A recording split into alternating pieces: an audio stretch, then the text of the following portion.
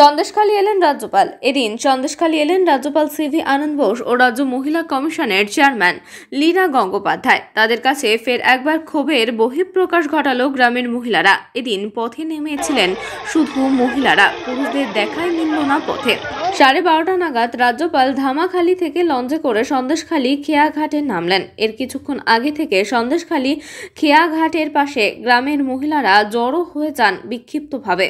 মহিলাদের সবার মুখ এদিন ঢাকা ছিল মাস্ক দিয়ে অথবা কাপড়ের আঁচল দিয়ে। এরপর প্রচুর মহিলা পুলিশ কর্মী মোতায়েন করা হয় খেয়াঘাটের পাশে, সরিয়ে দেওয়া হয় মহিলাদের খেয়াঘাটের পাশ থেকে। তখন মহিলারা ক্ষিপ্ত হয়ে ওঠেন এবং ক্ষোভে ফেটে পড়েন।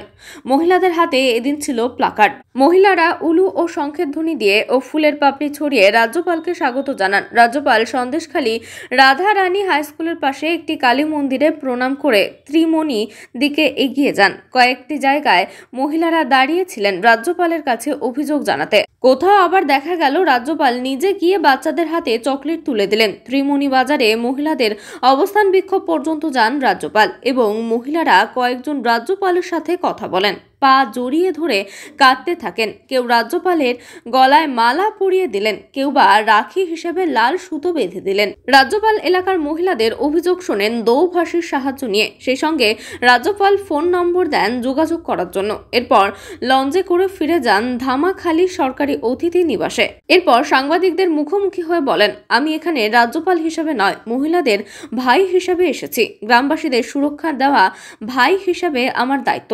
যা প্রয়োজন হবে করা হবে, দোষীদের বিরুদ্ধে কঠোর ব্যবস্থা নেওয়া হবে। রাজ্যপাল আরও বলেন, যা শুনলাম দেখলাম তা আমাদের কাছে ও সমাজের কাছে লজ্জাজনক। সন্দেশখালী থেকে প্রতিনিধি আজিজুল শেখ।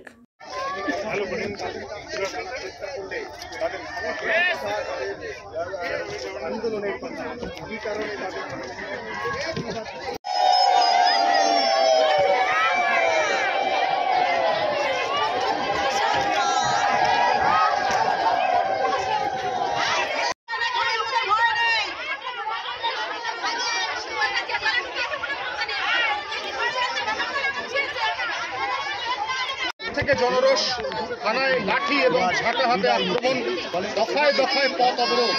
সেই সন্দেশখালীর মহিলাদের আজ সম্পূর্ণ অন্য চেহারা দেখা গেল রাজ্যপাল সিভি আনন্দ বোসের ঝটিকা সফরকে কেন্দ্র করে।